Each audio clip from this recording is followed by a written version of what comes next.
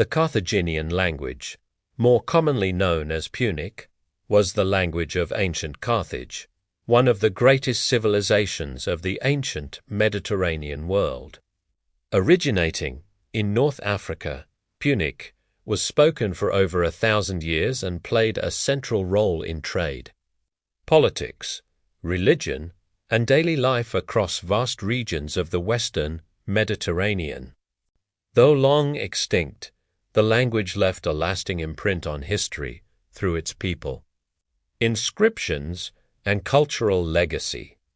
Punic developed from Phoenician, a Northwest Semitic language spoken in the city-states of the Eastern Mediterranean, particularly Tyre, Sidon, and Byblos, modern-day Lebanon. In the late 9th century BCE, Phoenician settlers founded Carthage on the coast of present-day Tunisia.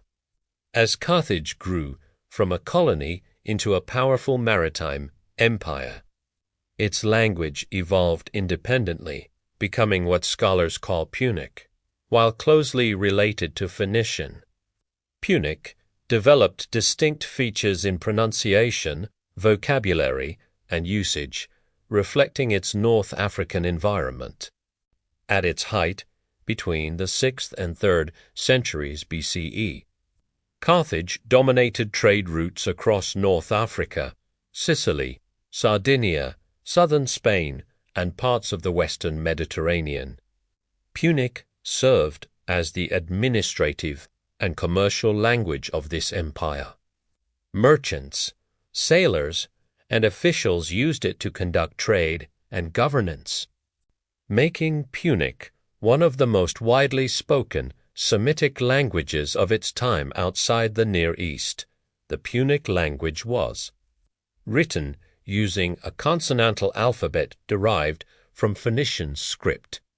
Like other Semitic writing systems, it generally omitted vowels, relying on the reader's knowledge of the language. Thousands of Punic inscriptions survive, including indications, funéraires de la text. These inscriptions offer valuable insight into Carthaginian society, religious practices, and personal names. Even though much of Punic literature has been lost.